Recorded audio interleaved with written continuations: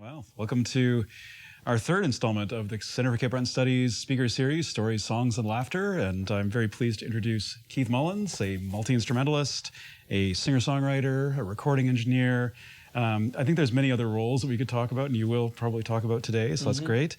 And you have a degree, I think, in classical and jazz? Yep, from Dalhousie and a little bit from St. FX too. Yeah, and you've been closely involved with a number of CBU students of late. So, I mean, Morgan Toney's a student in our program. Isabella Sampson is here doing nursing. And Jesse Cox as well. I think he's no longer here, but he was a student back about 10 years ago here, I think. Cool. He was in one of my classes, I remember. So, cool. And we're talking about your family. You have, your Aunt Flo Sampson, your cousin Gordy Sampson.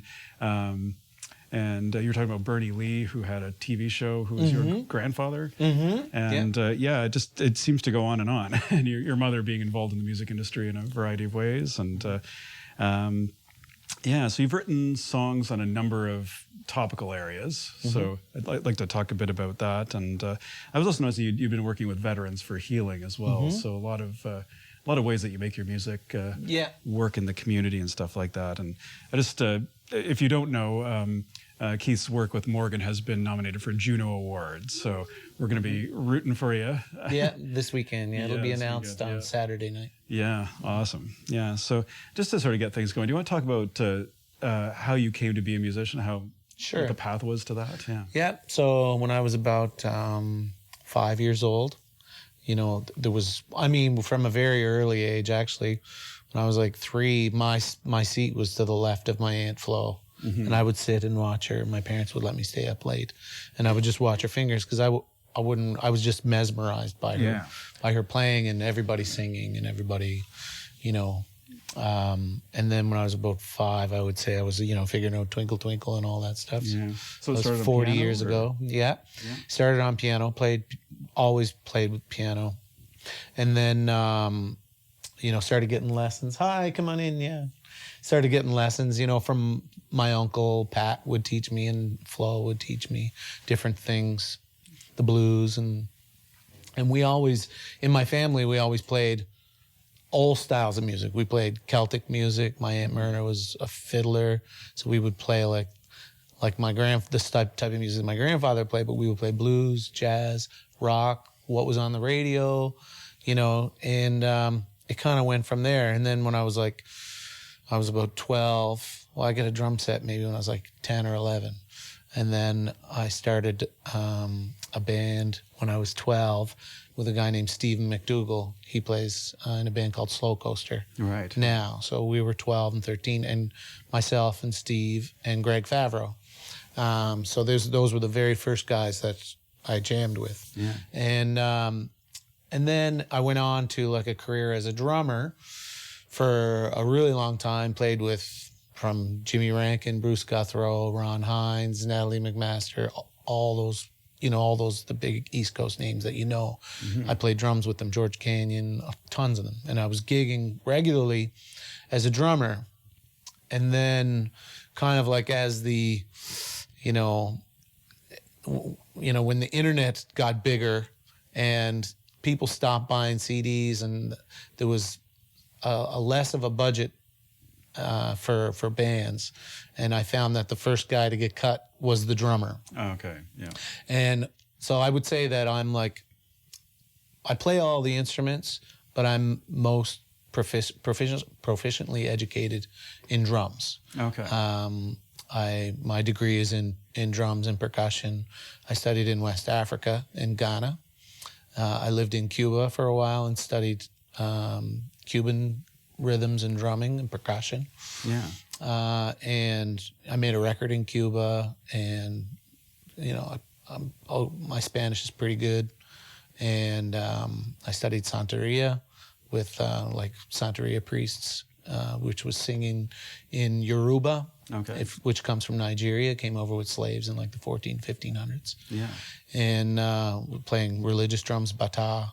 And so from a very early age, I discovered that, I learning different styles of music and kind of like coming at them honestly with great intention, with good intention to respect the tradition and the music, and learning that style till I like, you know, till you really get it down, and then kind of making it your own and like using it to make me a better person, you know, has always kind of been the prevalent thing throughout my whole career as a musician, you know, and now lately I've been doing it with indigenous traditions and learning all about being open and learning and having good intentions, and, you know, try to honor it the best that I can. Yeah. You know? So how did we go from like Dalhousie, like a music degree, to Ghana? Like how did that...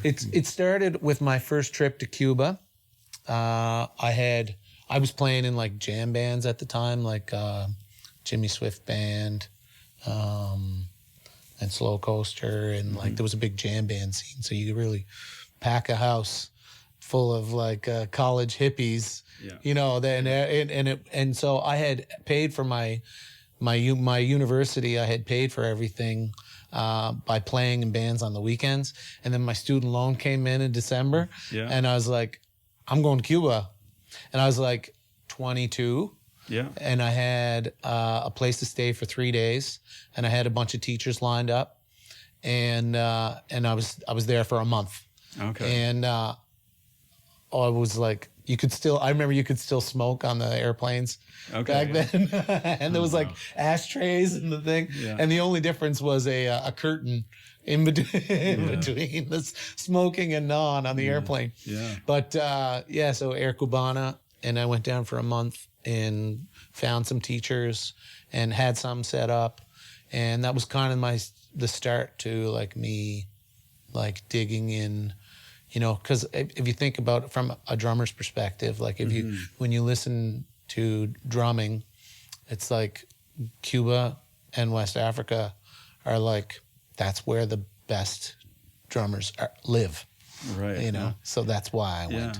So was that something you just did on your own, or was that part of your degree, or? No, I just did it on my own. I just went down and traveled there because I had been researching the music so much that I was like, I knew that if I really wanted to play the music authentically, you gotta like, you see like, you know, 1,500 Cubans walking down the street like this. Yeah. You know, it's like that's all part of the music. Yeah. And part of learning the Cuban walk. Learning the music is like going there and seeing how the culture is and seeing how the people talk and see how they joke and Did you have a connection there, or did you just go cold, or like how? I had a teacher, Terry O'Mahony was the drummer at St. FX. And he had hooked me up with a few teachers. Oh, okay. Found a place to stay for a few days, and then just went. Okay. Yeah. And then you went to Ghana. So how was that? Oh, it was amazing. Yeah. And very similar, you know. And I was always very like open to like, if I go see someone play, and I was like, I love their playing, I'd just be like, hey, I can afford $10 for an hour lesson. Okay. You know, you want to give me some lessons? Were you around the capital region, or did you travel around the country, or what? Eventually, I traveled around all of Cuba. Yeah. And West Africa was Ghana. Yeah. And I was there for a couple of months. Yeah. Just in Accra, or did you travel around? I went 13 hours north to a town called Tamale. Okay. Yeah. Yeah. Yeah. Mm-hmm. Yeah, I have to say I've been there, and I took some drumming workshops there myself. Oh, cool! Amazing! All right, cool. Yeah, that was heat like I've never experienced, I have to say, but it was awesome.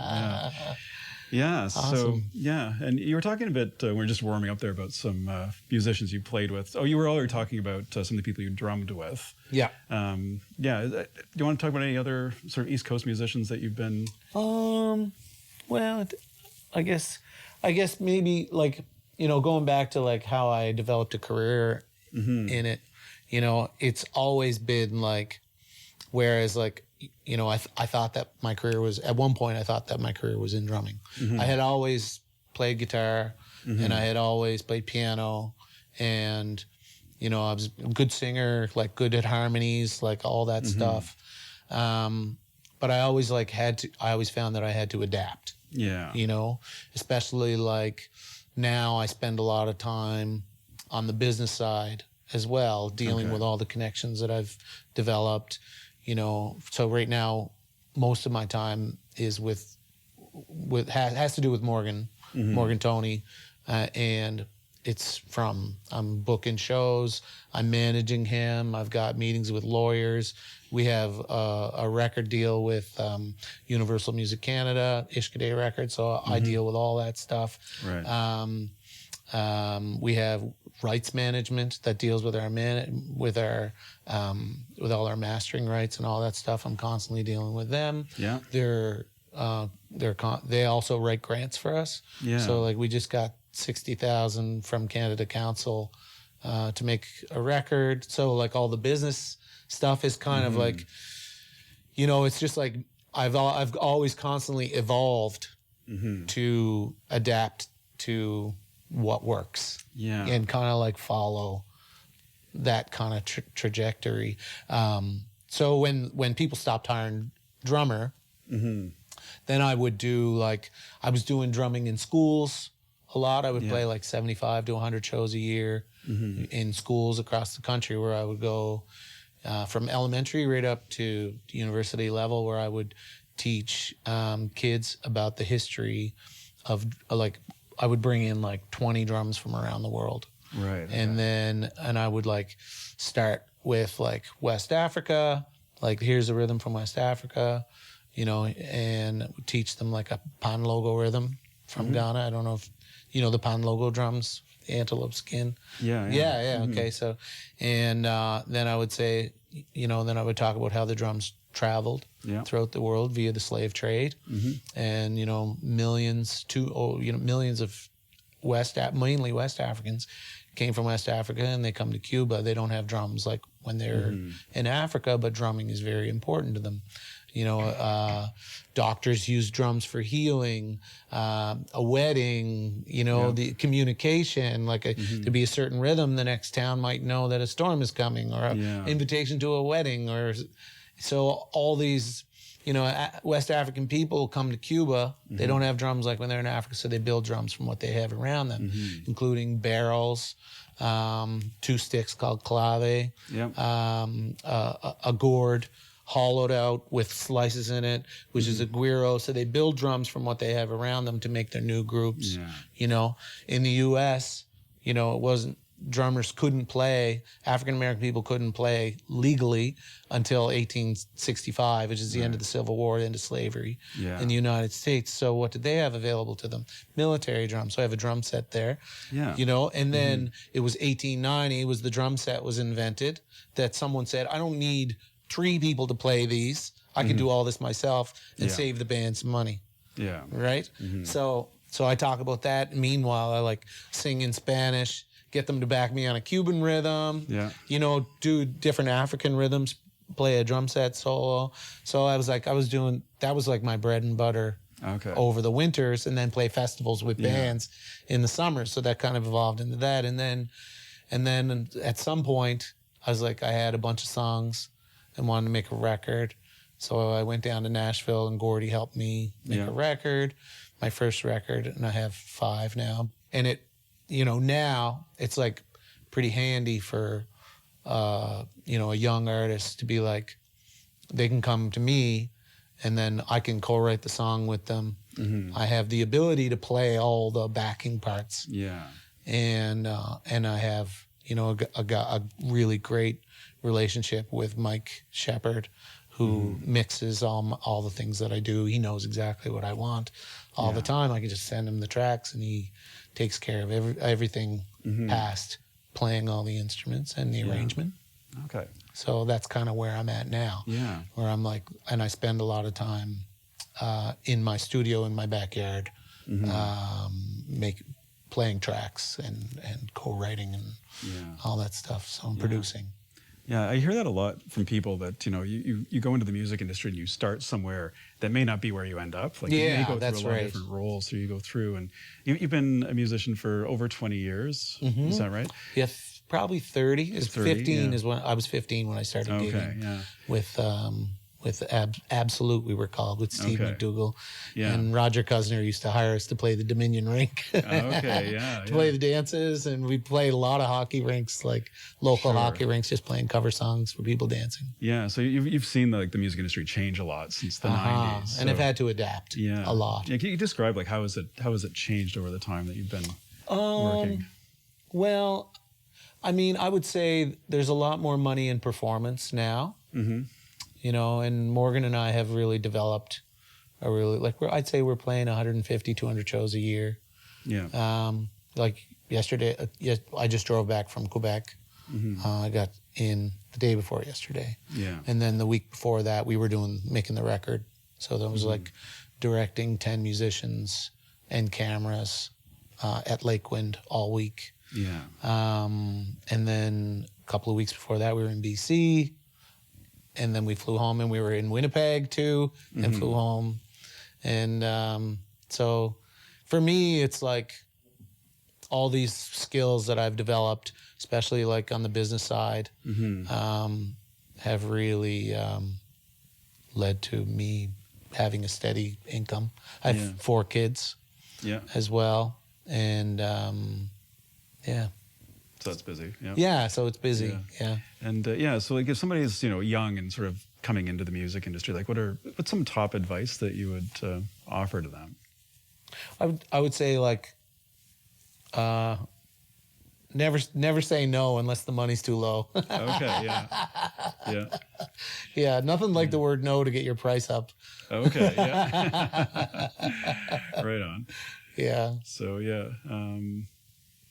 so you've been like mentoring, obviously Morgan, but also like Isabella Sampson and Jesse Cox and stuff like that. Yeah, so I knew Isabella.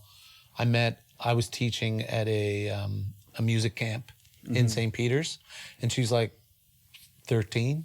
Yeah. And she's like, I came up to her, and like she knew a bunch of my songs. Okay. And she was like singing harmony with me. Like I hired her a bunch when she was like 14, 15 to back me. Okay. And she would sing harmony and play piano to my tunes. Okay. And then just kind of like, mentored her through some stuff. When COVID happened, I had like all my work was canceled. I got like 4 kids. Don't know like what am I gonna do. I had like over the years, I had flipped a couple of houses. Yeah. I had gutted out and rebuilt a couple of houses, and my dad would spend time with me like plumbing, and then I would finish the plumbing. He'd spend time with me electrical, and then I would finish all the electrical and doing, and he spent a lot of time with me doing that. Yeah. So I knew how to do that. Yeah. So I was like, am I going to be a carpenter? Am I going to be a plumber? What am I going to do? And it was kind of like a last ditch effort I took 2-3 months, built a studio in my backyard, had some really nice recording gear because I was always watching what Gordy was using. So I have some like, some really nice preamps and some really nice microphones. I had a sponsorship with Neumann that I had gotten. So I was getting like 75% off microphones.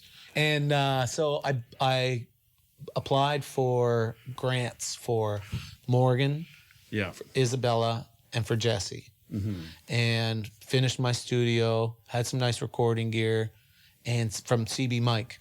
And I got them all. And it was around, in total, it was around like $5 or $6 grand.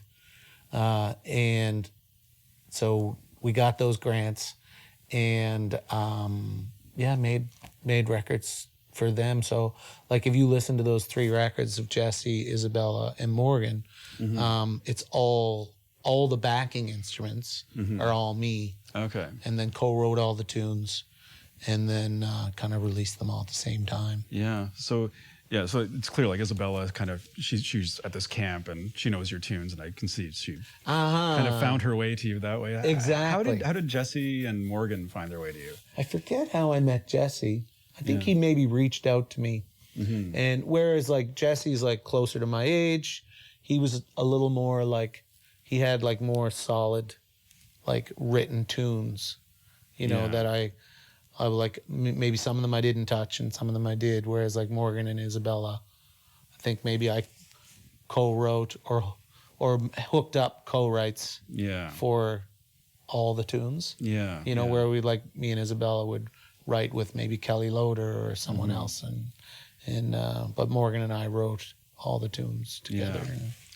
Yeah, it's interesting because Morgan came to us, I think, in 2018, 19 or something like that, and he was a drummer, interestingly, and he was a whistle player. He was not a fiddler. Right. He takes the fiddle course here, and in a year he's like playing gigs with, I think it was it Adam Cook or something like that? Yeah, and with me too. And with you as well. Yeah. So how did he cross your radar? Morgan's cousin Sebastian worked with my wife Tracy at the Freight Shed.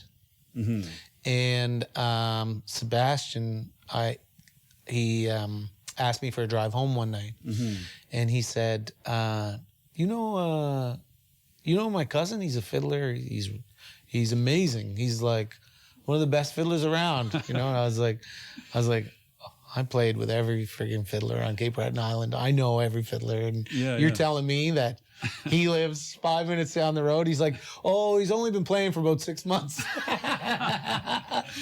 I said, okay. I was like, I'll I was like, kind of at the time, I was kind of digging hard into like listening to Cape Breton piano players and like trying to learn the bass and the bass part and the guitar part, all playing guitar. So I had been kind of digging into that and trying to figure out trying to figure out how to translate fiddle tunes on a guitar. Yeah. So I was like, oh yeah, I'll give him a call. And I don't know if he reached out to me or I reached out to him, but we did, and we've been playing ever since. And the thing about Morgan is he's a real sponge, and he's very like, he listens like, and he listens and learns, and he practices a lot. Yeah. You know, like they say, 10,000 hours. You know, you can get that in 40 years or you can get it in 5. It's just a matter of, do you want to put the time in or not? Yeah, yeah. You know, and so like we spend a lot of time, Morgan and I, just, you know, I'm driving, he's playing the fiddle in the passenger seat, and I'm going flat, sharp, flat, sharp. You know, we're just like dialing them in and honing in on it, and he's going, oh yeah, okay. And just talking about music, and he's he really takes the things that I say seriously. And, yeah. And we talk a lot about, you know, the mixture of Celtic and Mi'kmaq music and how to honor both properly. Yeah, you were describing a bit of what you were working on in the studio. Can you talk about that again? That he was working with like marrying the fiddle to some of the powwow melodies. Right. Yeah. So, you know, the thing about you know, Morgan's music, and I foresaw when Morgan first came to me, he thought we were making a fiddle record. Okay. And I was like no, we're making a Celtic Mi'kmaq record. Like we're going to take your roots and we're going to write some songs that are based on things that are on your mind. You know, he hadn't written a song before he met me. And so we wrote, you know, all these great tunes, Imsit Nogama, you know, The Color Red, all which are like things that we talk about all the time. And so the mixture, we came up with the term together, Mi'kmaq. Yeah. You know, we're like the only Mi'kmaq band in the country, but a lot of the things that we're talking about are on the top of the mind of so many Canadians, that our music is extremely Canadian and very what a lot of Canadians are trying to deal with, and are trying to situations that, you know, and issues that Canadians are trying to deal with, so that we can move on positively. And, you know, a lot of our music is about reconciliation. Right. And Morgan he's so great at making people feel comfortable with reconciliation and seeing and realizing that we can move on together positively and we can work through this, you know? Yeah. And that's why, to me, that's why we're nominated for a Juno, is because the music is is important to Canadians right now. Right. Yeah. Yeah. So the mixture of Mi'kmaq and Celtic, what we were talking about earlier, is that like my grandfather was a fiddler, and there's a Mi'kmaq fiddler that studied with him, Lee Cremo. And Mom said, yeah, Lee was always over the house, learning tunes from Granddad. Mm-hmm. And so, there's been a strong fiddling tradition within the Cape Breton Mi'kmaq communities for a very long time. Mm-hmm. Lee Cremo was an international champion fiddler. And fiddling is still strong within our Indigenous communities. For sure, yeah. So it makes total sense, even though the two types of styles of music were completely separate. Mm-hmm. Drum, they dabbled in it, but it's very fresh which makes it super exciting for me to be mixing the two with good intention and in an honest way. And luckily, we've been extremely accepted by the Indigenous community in what we're doing, and the Celtic communities. Yeah. They're very, very supportive of what we're doing. And I think it has to do with intention. Right. Like digging deep in, looking at what would this be, asking questions, knowing the right people to ask. Yeah. The translations, the pronunciation, all that stuff, is really important. Yeah. So, and you've traveled a lot with this kind of music that is emerging. And like, how have the responses been, here in Unama'ki? How have the responses been, out west, like things like that? They love it. Mm-hmm. And I found that the Indigenous community across the country is extremely supportive of what we're doing and what we're creating, and it's really satisfying. Like, okay, so a few weeks ago we were in BC, and we're in Creston, Creston, BC, and we're playing a theater, packed theater. There's a couple thousand people there. And it was on a Sunday afternoon. And we had this fantastic show. And I actually broke 2 strings. First time ever in my life I broke 2 strings, like within the first couple of songs. Okay. And like had to get it all strung up in like a minute. Yeah. But there was the Tanaha was a tribe close to the town. Yeah. And the Creston board had been trying to work with the local reservation for years, and there was a lot of tension in between the 2 communities, and for a long time. And so the Tanaha never came out to the shows and they were trying to work with them on other ways as well. Mm-hmm. And they were very divided. And then when they heard that Morgan was playing, an Indigenous fiddler, they said, okay, well, we're going to come out. And so there was about 20 or so from the community that came to the show. And the director of the Creston Art Society came up to us with tears in her eyes afterwards, saying, like, thank you so much. We have been trying to work together for years, and there's been tension and division because of some bad history. And now we both feel like we can work together on a community level and on different levels than just music, but it was the music that brought them together. Right. So it's like things like that to me are like extremely satisfying. Yeah. That our music is like doing other things, helping bring people together, which is why I love playing music so much. That's why I'm so, the instrument never mattered to me, it's just what mattered to me was that I get to play with other people and create something greater from the sum of its parts. Yeah, yeah. That's a good chance maybe to pivot to some of your own music, because you've been writing songs for a long time. Yep. Do you want to talk a bit about your process for writing songs by yourself or whatever? So, yeah. Sometimes songs just come to me. Sometimes they come to me. I've had full songs that have came to me in dreams. Yeah. Sometimes but I love to co-write.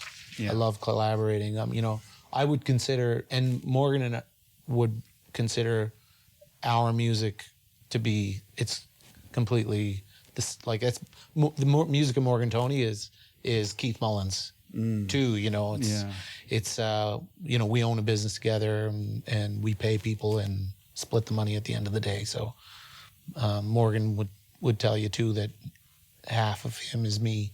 Okay. When you listen to Morgan's music. Yeah. But you know, I love to co-write with people. I love, you know, I would say the songwriting process, you know, it's always come very naturally to me. Okay.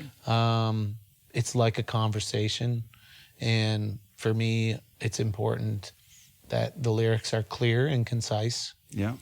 The chorus is hooky, makes you, you know, leave wanting to sing it. Yeah.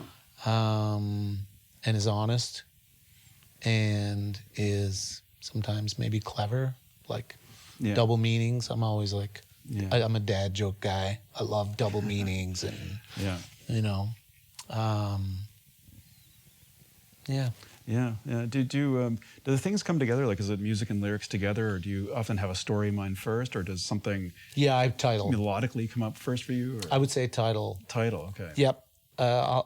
Or like, but yeah, sometimes a groove too. Yeah. Yeah. The new title track off of Morgan's record is called "Heal the Divide." Yeah. And we think it's the working title for the record. Yeah. But that came from a groove. Okay. Like doom doom doom doom goom goom goom goom goom goom. Okay. You know, that kind of like almost like Bo Diddley kind of thing. Yeah, so that came from a groove. And then someone said, "Oh, what about Heal the Divide?" And then we had the title. Right after we had the groove, we had the title. And then that kind of like, if you think of Heal the Divide, it's like, you know, okay, well, exactly. What do you think of when you think of Heal the Divide? Yeah. And, Nice. Yeah. Okay. And some other questions about songwriting. Like, I know that you've done a lot of things that I think of as being kind of topical. Like you wrote a song about for people in the Fort McMurray fire disaster. And you had on the first responders, you had Somebody Cares. So was that during COVID? Yep, that was just before COVID. Actually, it was like 6 months before COVID. Yeah. So you could talk a bit about that. That's really important to you? That really inspires you? Those kind Definitely, and that comes back to like trying to create something that's bigger than me. Yeah. You know, to bring people together.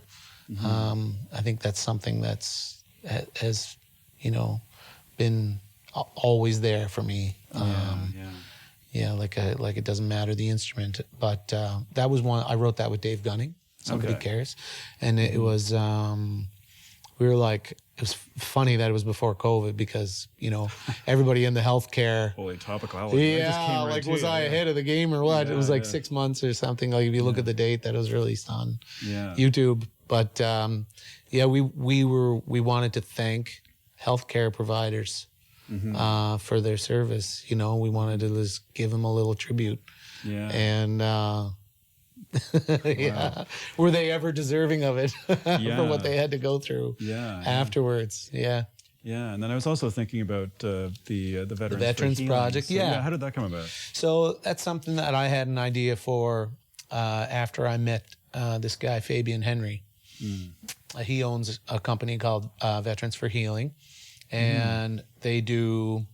It's just basically like they do all kinds of things revolving around rehabilitation of veterans.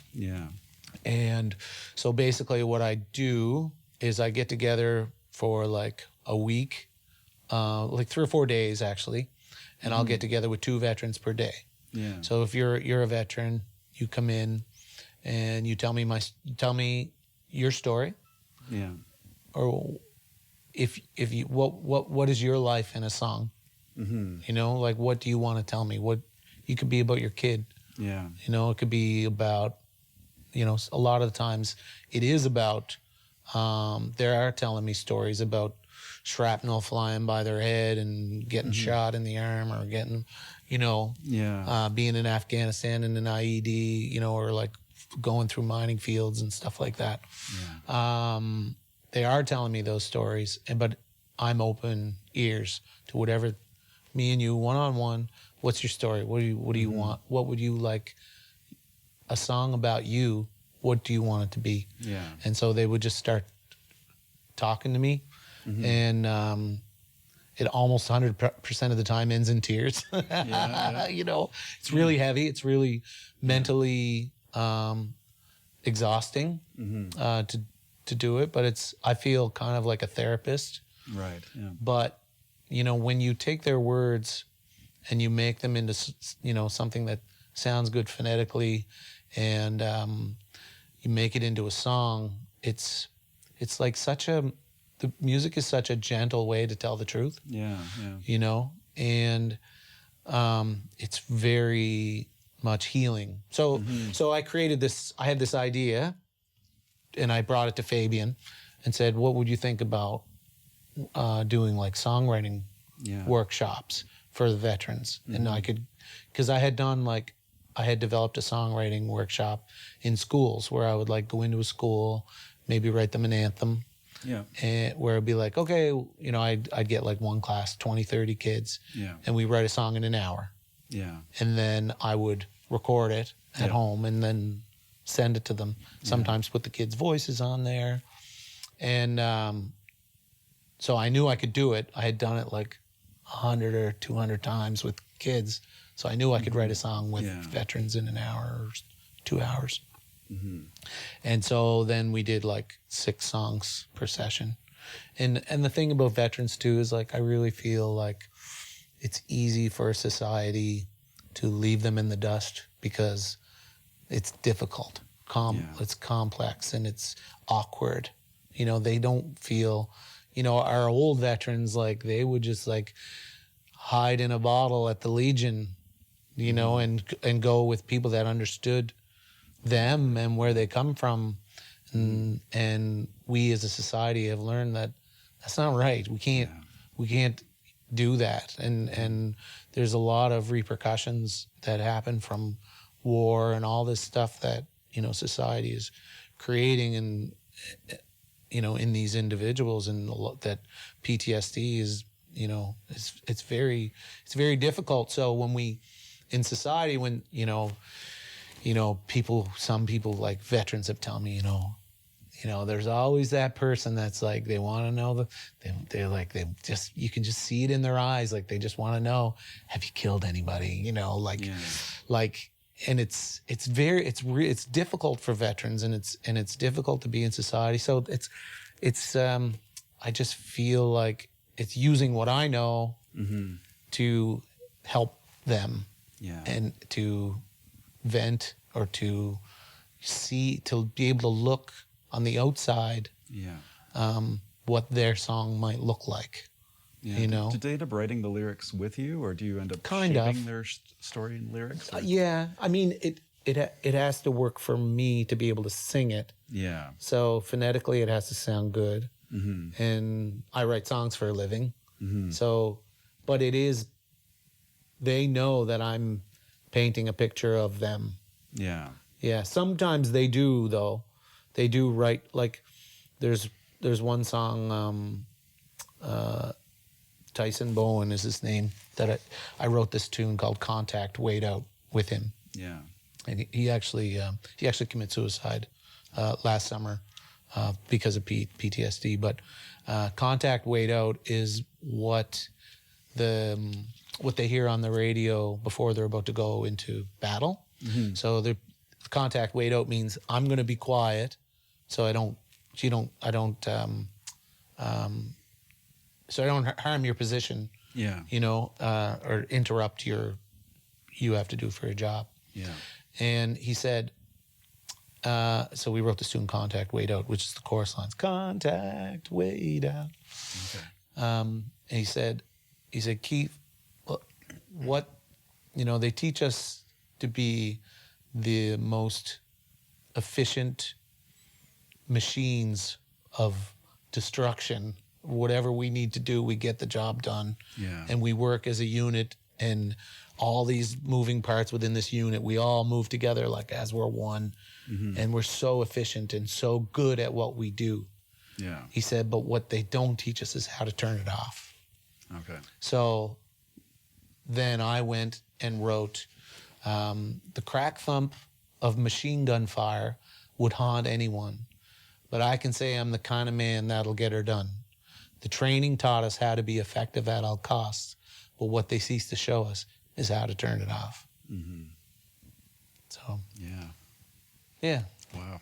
That is as heavy as it gets. Yeah. And from that to, Indigenous reconciliation, like it's right. But there's like this thing that that you can see in my career that like I'm always want it to be for something better, something greater than me is what I'm always chasing. Yeah. I mean, you really put it out there. I mean, like people sometimes think, music is entertainment or music is a frill, but I mean, for you, it's healing. It's progress in society. It's hope. It's hope and yeah. Because I mean, we have our program here at CBU is based in ethnomusicology, and it's to hear your stories. I mean, you are almost like an applied ethnomusicologist. I was so close to moving on to ethnomusicology. Right. Yeah, okay. and but I had work. Yeah. So I was like, and debt. Yeah. But I was very close to doing U of A ethnomusicology. Interesting. Yeah. I think I actually applied. Yeah. I forget where it went, but. Yeah. Wow. Yeah. So I'm just, how are we doing for time? I mean, we have 10 minutes left, and I think that I'd like to leave time for questions and for the audience to, be able to ask. So, I mean, are there any questions anyone wants to ask Keith? Or what do you guys do? Are you guys musicians? Are you taking music here? As a minor, yeah. Oh, okay. And what are your instruments? I play a piano, guitar, and I sing. Oh, okay. I play guitar, bass, drums. Oh, cool. So both like into like lots of different things, into recording and stuff too, or? Dabbling a little bit into recording now. Yeah. Are you gigging? Trying. Yeah. Good. Great. Yeah. Same pitch for myself. Yeah. Trying to get into gigging. Oh, cool. Awesome. And they're all both in the music theory class. Okay. So, yeah. Cool. Kind of interesting earlier when you said sort of developing a career in music, because it's not really a career that's sort of set in stone and how sort of get into it, which can be good, but also sort of daunting.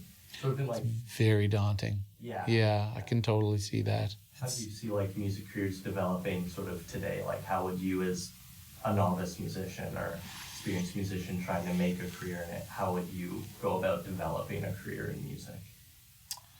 I would perform as much as you can. So like, okay, so what I did too when I moved back to Cape Breton, like when I was gigging in Halifax, there was lots of work for me to, play different like drums and different instruments for different bands, because there's so many different bands. So it was easy to like make that $100 or $200 a night. When I moved back to Cape Breton, it wasn't so easy. And so what I did was I learned covers, and I was playing like what I do now. Most of my gigs at Morgan now, I play like kick, tambourine on this foot, and then guitar. I have an octave pedal, so I'm playing E and A string as the bass. I'm playing harmonica and singing all at the same time. So I was like, same thing as the drummer, right? I was like, I'm too cheap to hire anybody else, so I got to do it all myself. But it's also a challenge, too. So what I did was I went and and I'd already know, like I know a ton of covers anyway, and there's certain ones that really work in clubs, in bars. So I learned all those tunes, but learned them playing 5 things at once. And I did this thing where I would I called it Karaoke Keith. And I would say, what song do you want to hear? And sometimes I would like have to like look it up on YouTube, be like, oh yeah, I know that tune. And then I'd have Ultimate Guitar on my iPad, and I would just play whatever tune they wanted to hear. And I'd be like, you know, and I would say the only rule to Karaoke Keith is if you request a Keith Mullins song, it makes priority sequence. So that, and then I would hook them in.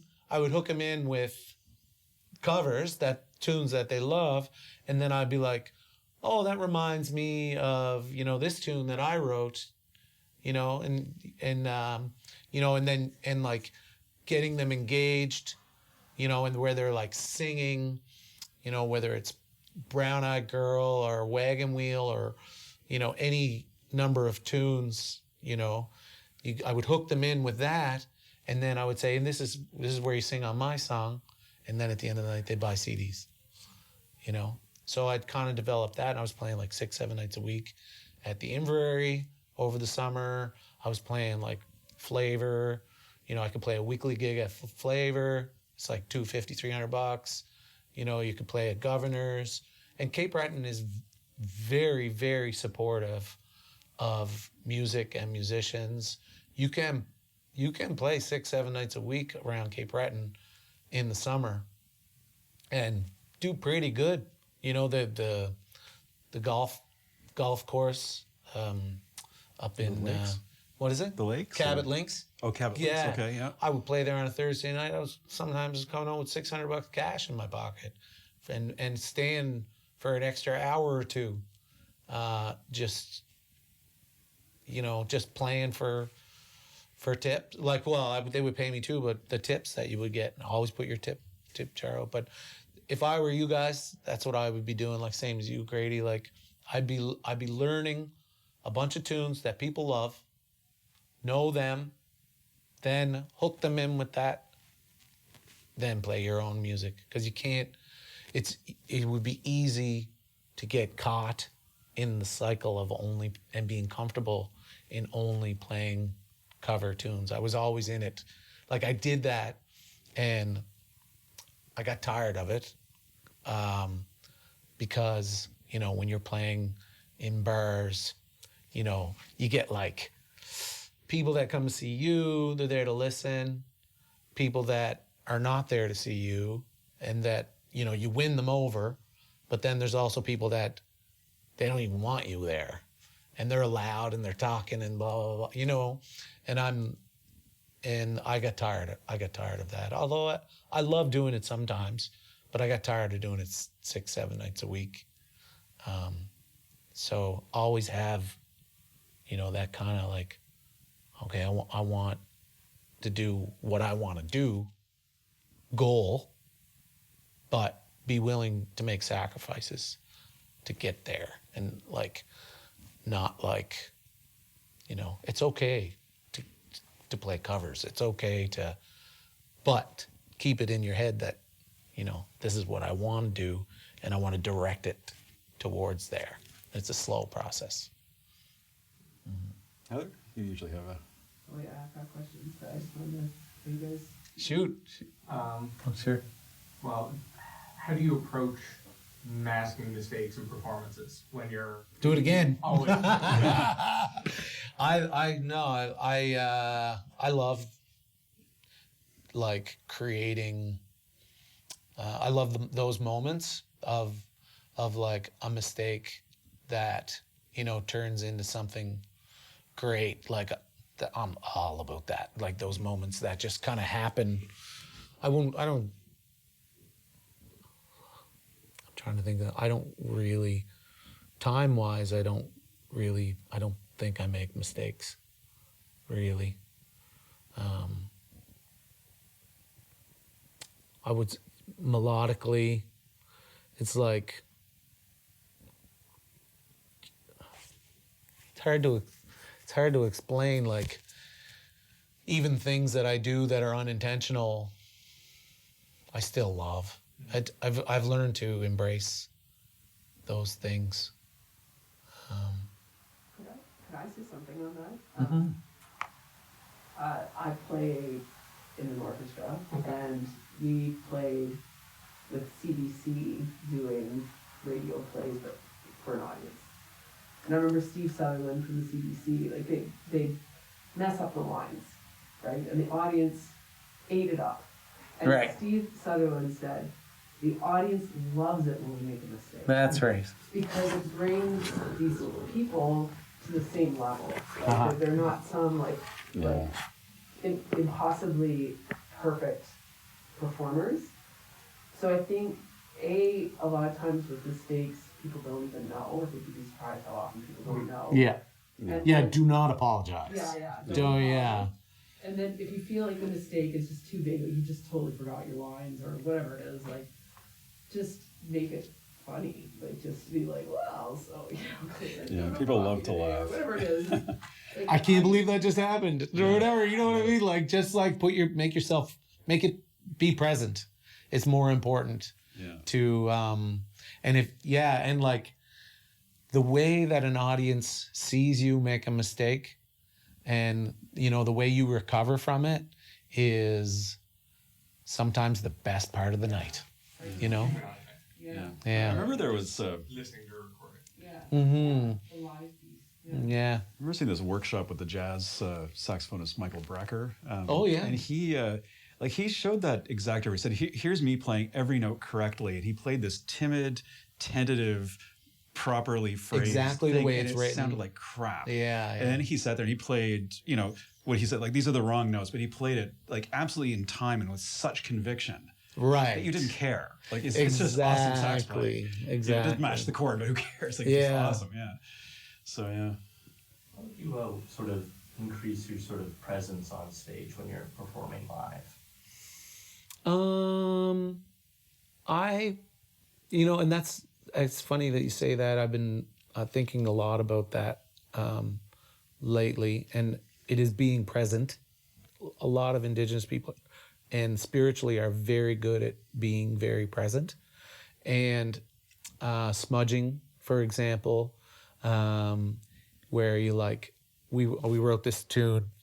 It's a tune that I brought we have another writer that has come into the fold since the last record, and the three of us pretty much, it's either me and Morgan or me, Morgan, and Ryan is the other guy. And I had brought the idea of a smudge song. It's basically like we do the tune, and in the middle of the tune, Morgan does a smudge. And the idea is that we do it at the top of the show. And smudging is like it's based on like clearing your head of anything that you don't need in there, and being present, and you know, we enter the circle with love in our hearts, you know, is the first two lines of the song. But being present and like engaged with the other musicians on stage, and like all thoughts that don't need to be in my head need to go away, you know, and just be present with the people in order to. That's the best times that I have on stage is when I'm like as fully as possible present as I can be. So my name's Heather Sparling. Mhm. I'm very happy. We've met before. Okay. I think just wanted so. to make sure I was Yeah. you would know who I was. Yeah. So Chris and I have both done a conventional music degree, which you did as well, Mhm. Dalhousie. Mm-hmm. And I'm curious to know, given the education, the formal education that you had, versus how your career has developed, Mm-hmm. what did you wish that you had learned in your education that you had to figure out on your own? That's a really interesting question. I think that my degree, when I went to university, I didn't know how to read music. I convinced my teachers that I was hungry enough Impressive. to get into Dal too as well, which are, and it's similar trajectory as Morgan in that, but I had to learn how to read music very quickly. And I showed them, like, I was like, all right, I play piano. I could do it on marimba, You know, here's what I know on drums, snare drum. And it was, I don't know if, do you remember Jimmy Faraday? He was like the face of Symphony Nova Scotia. Oh, yeah. He big long beard. I studied with him for 5 years. And he's like, he talks like this, man. And, hey, man, what's going on? And he was just the greatest guy. And a lot of our lessons were, and he was such a pivotal guy for me, such an inspiration and such a mentor to me that, you know, he's like, you have to do the work, but we're going to talk about you and what you need for you. You know, like his philosophy behind it. And because he knew that I was more than just a classical percussionist, that I had more. So once I had the reading chops, then my focus was on composition. So I would compose things, and he would help me rework things and help different parts. And I was composing for percussion ensemble. That's mostly what my DAO degree, where my focus was. And what it enabled me was a place to practice 8 to 10 hours a day in practice rooms in the basement of the Cohen. And I loved that. I loved that part of it all because it just gave me a place to get better at drums and gig on the weekends and make money with bands.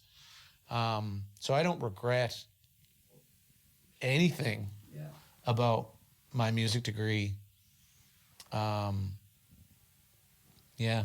I think what I'm really curious about though is because then I hear you talking about how I love collaborative songwriting. Yeah. I went to Cuba and I learned how to drum. I figured out how to do these school workshops and tour them around. Right. And I'm now doing all this stuff for Morgan. I'm meeting with lawyers and I'm working with a label. And I'm like, I bet none of that was in that degree. And so I'm curious, like, would that, how did that come for you? And could that very slowly. Right. So Yeah. Would that have been something that would have Get the program out. Watching guys like Jimmy Ranking, dealing with the manager, watching Lenny, like playing with Lenny and going, oh, okay, we were playing for 50,000 people at the Olympics. Okay, how did that happen? You know what I mean? Like, and developing relationships, personal relationships with all these people.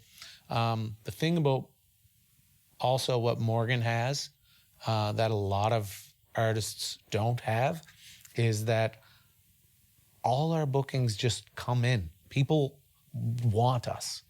And so they're all just like, all the emails that come in are like, they want me and Morgan, and it's either someone that I've dealt with in the music industry or someone from an Indigenous community, because Indigenous communities across Canada are very supportive of their people, and they see what Morgan's doing and they see how important it is and what a beautiful guy he is and what a beautiful positive guy he is too. So like he's such a force too, like his intros and stuff like that. And so all of that combined is like there's constant work for us, you know. And then we have like 4 agents, you know, we have like 2 corporate agents and 2 agents plus I book us, you know, if I know it's going to be easy and someone wants a booking, they can contact me. But if they want like a long drawn out contract, if they want like, you know, things that are going to take more time, then I pass it off to the agent. So we've developed this really great system of like, and we have a Morgan Toney bookings@gmail.com. It's going to come, it's a joint email, and I can either pass it off to the agent or take the booking, like if I know who it is. But all this stuff has come from just me constantly going, okay, what do I got to do next in order to feed my kids, you know, really. It's like, it's been constantly me constantly adapting to what I think that people need, all the while challenging me musically. Yeah. I think that if I hadn't have done music, I would have done like a degree in business or economics. So I love, like I read charts, like stock charts, and follow stocks and cryptocurrency and stuff like that. And so I love business as well. Like, I don't think that music, I feel like I'm meant for it. But I'm just naturally good at business too. Did you take any business electives in university, or was there anything like that? No. Okay. Yeah, it was all music and Spanish. And, Okay. Yeah. But I guess I'm a people person, and I love people, and I love talking to people, and that's, and I also feel I've actually, with Morgan, I think I've personally learned a lot about it and getting better at it, because I feel like it's so important that, because we're playing Indigenous music, that it's so important that he be paid fairly and be treated fairly, and that we don't, like, Morgan's music doesn't work in bars. Like, if we're singing about reconciliation and there's a bunch of white people in the audience that are just talking and drinking, it's like, it's not a good look at all. So I feel very protective of Morgan, and I feel very protective of the music that we create. And so that need to protect the music has made me a lot better at the business side too, and being more diligent in making sure that we're in the right spaces. Right. Mm-hmm. Does Morgan do like square dances as well, or? It's a dream of his. Okay. I don't know if he has quite enough tunes. He could sit in with a fiddler on it, but I don't know if he has enough square dance tunes. But it's on his list. On his mind. Yeah. 'Cause he said it wouldn't work in bars, but I'm like, yeah, but it would work, And that's and luckily we do have the Cape Breton fiddle thing that if we did find ourselves in that sort of situation, we can go to those tunes.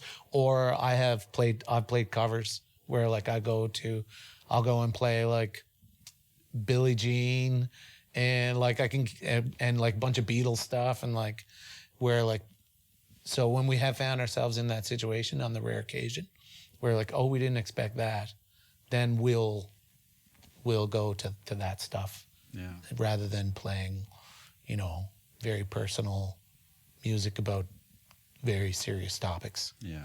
Mm-hmm. Okay. All right. So I think we probably went a little bit over time. I don't know if you guys have classes you need to get to or not, but please join me in thanking Keith. Chat. Yeah. Yeah. Thank you. My pleasure. Yeah. Thank you. Thanks a lot. Right on. Thanks. Yeah.